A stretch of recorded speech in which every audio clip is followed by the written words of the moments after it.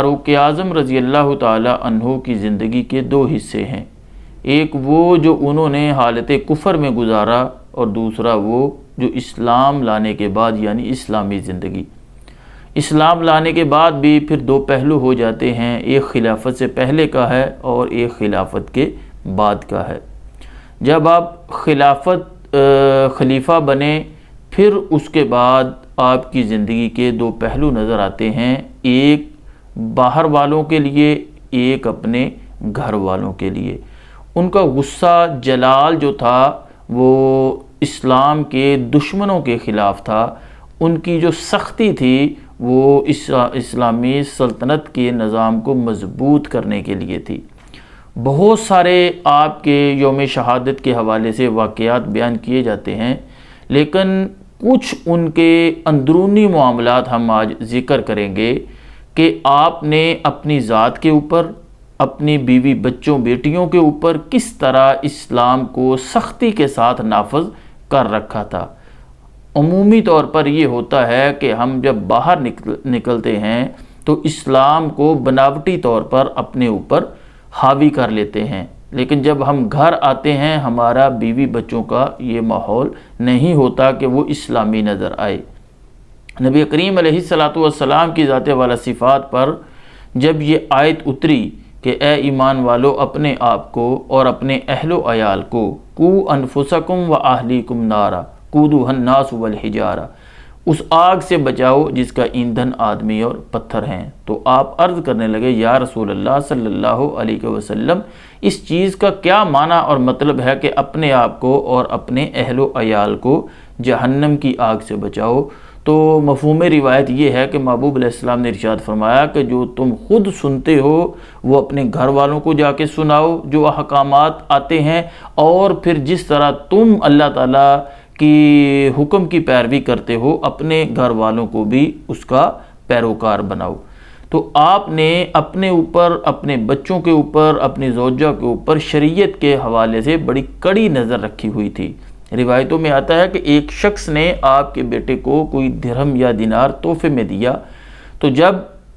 آپ گھر تشریف لائے تو بتایا کہ فلاں چچا نے یہ مجھے درہم دیا ہے، تو آپ نے ان کا بازو پکڑ کر ان کے پاس لے گئے اور ان کو درہم واپس کر دیا، اور ساتھ یہ تاریخی جملہ ارشاد فرمایا کہ میں تو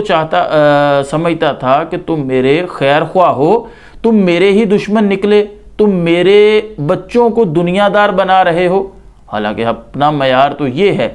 کہ اگر ہمارے بچوں کو کوئی پیسے دے تو ہم خوش ہوتے ہیں، اور آپ نے سختی فرمائی کہ میں ان کو دنیا سے نکال کر رجوع اللہ کی طرف لے کے جا رہا ہوں، اور آپ انہیں دنیا دار بنا رہے ہیں۔ بلکہ مصر سے واپسی پر حضرت عبداللہ ابن عمر اور آپ کے چھوٹے بھائی عبید جو تھے، انہوں نے جب یہ داستان آ کے سنائی کہ اللہ تعالیٰ نے بڑا نفع دیا ہے کاروبار کے اندر، تو اس وقت آپ نے پوچھا کہ کیا سارے قافلے والوں کو ہوا ہے نفع اتنا، یا تمہارے پاس تو اتنا مال و زر نہیں تھا تو یہ اس طرح نفع کیسے ہوا؟ تو جب پتہ چلا کہ امیر المومنین کے بیٹے ہونے کی وجہ سے وہاں کے گورنر نے معاونت کی ہے، یا لوگوں نے تعلقات بڑھانے کے لیے پھر ان سے سامان خریدا ہے، تو آپ نے اسی وقت جو اصل زر تھی فرمایا اس سے لے لو اور باقی جو ہے وہ بیت المال میں جمع کروا دو۔ اپنی زوجہ کے متعلق آپ کا ملتا ہے کہ کسی دوسرے ملک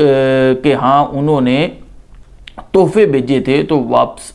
واپسی جب وہ آئے تو انہوں نے بھی کچھ آپ کی زوجہ کے لیے تحفے بھیجے، تو جب گھر آئے تو دیکھا کچھ تحائف پڑے ہوئے تھے، تو آپ نے ارشاد فرمایا کہ یہ کہاں سے آئے ہیں؟ تو بتایا کہ فلاں ملکہ نے مجھے بھیجے ہیں۔ تو آپ نے جو آپ کی زوجہ نے ان کو تحفے بھیجے تھے وہ غالباً 3-4 دینار کے تھے، آپ نے وہ انہیں دیے اور ارشاد فرمایا کہ باقی آپ بیت المال میں جمع کروا دیں، کیونکہ ہمارا ذاتی تعلق کسی کے ساتھ نہیں ہے، ہمارا جس کے ساتھ بھی تعلق ہوگا اللہ رسول اور اسلام کی وجہ سے ہوگا۔ اور خود اپنی ذات پر اس قدر اسلام کو نافذ کرتے کہ روایات ملتی ہیں کہ راوی فرماتے ہیں کہ میں دیوار کی اوٹ میں تھا اور حضرت عمر چمڑے کا کوڑا اپنے پاؤں پر مار کر ارشاد فرما رہے تھے کہ اپنے نفس کو ملامت کر رہے تھے، یعنی واہ عمر اور امیر المومنین اور مسلمانوں کا خلیفہ، یعنی اپنے نفس کی مذمت والے الفاظ اور اپنے آپ کو نصیحت کر رہے تھے۔ اور ایک دفعہ پانی کا ایک مشکیزہ جو تھا وہ آپ نے اٹھایا ہوا تھا، تو آپ کے بیٹے نے دیکھا تو کہا ابا جی آپ نے یہ کیا کیا، مجھے کہہ دیتے، یا بہت سارے خدام ہیں، آپ اس وقت امیر المومنین ہیں، غالباً 22 لاکھ مربع میل پر آپ کی حکومت ہے۔ تو آپ نے ارشاد فرمایا بیٹے کہہ تو میں کسی کو بھی سکتا تھا اور تمہیں بھی سکتا تھا، لیکن میرے نفس نے مجھے ملامت کیا اور بتایا کہ میں شاید کوئی بہت بڑی چیز بن گیا ہوں، تو اس نفس کو ذلیل کرنے کے لیے یہ میں نے کام کیا ہے۔ یہاں تک آپ اپنے آپ کے اوپر پہرا لگاتے، بلکہ آپ کے خوف کا عالم یہ تھا کہ آپ چھوٹے چھوٹے معصوم بچوں کے پاس جاتے، انہیں جمع کرتے اور ان سے عرض کرتے کہ آپ اللہ تعالیٰ کی بارگاہ میں دعا کریں کہ اللہ تعالیٰ عمر کو بغیر حساب و کتاب کے بخش دے، اور آپ ارشاد فرمایا کرتے تھے، اور آپ کا فرمان ہے کہ اپنا حساب کر لو قبل اس کے کہ تمہارا حساب ہو جائے۔ بلکہ ایک دفعہ جمعہ پڑھانے کے اندر آپ تھوڑا سا لیٹ ہوئے تو مسلمانوں کو انتظار کرنا پڑا، تو صحابی رسول نے کہا کہ عمر یہ کیا بات ہے، سختی کی؟ فرمایا ہم آپ کے کوئی ملازم تو نہیں کہ آپ گھر میں بیٹھے رہیں اور ہم جو ہیں وہ آپ کا مسجد نبوی میں انتظار کریں۔ تو حضرت عمر منبر پر کھڑے ہو کے برملا طور پر اظہار کیا اور ارشاد فرمایا کہ جب تک آپ جیسے لوگ رایا کے اندر موجود ہیں، آپ کا حاکم کبھی بھی جو ہے وہ راہ راست سے نہیں ہٹ سکتا۔ اور پھر اس کا عذر یہ بیان کیا کہ میرے پاس چونکہ قمیض جو ہے وہ ایک ہے تو یہ خشک کرنے میں تھوڑی سی دیر ہو گئی، تو ابھی بھی یہ گیلا ہے۔ تو مقصد کہ آپ نے جہاں پر عدل کو قائم کیا، انصاف کو قائم کیا، گورنر جو ہیں ان کی تربیت فرمائی، اور آپ کے جنگی معاملات ہیں، آپ کے عدل کے معاملات ہیں، آپ کے جو گھریلو زندگی ہے اس پر آپ نے بڑی توجہ دی۔ تو مجھے اور آپ کو بھی آپ کی اس سیرت طیبہ کے حوالے سے غور کرنی چاہیے کہ آپ اتنی بڑی شخصیت ہونے کے باوجود کبھی بھی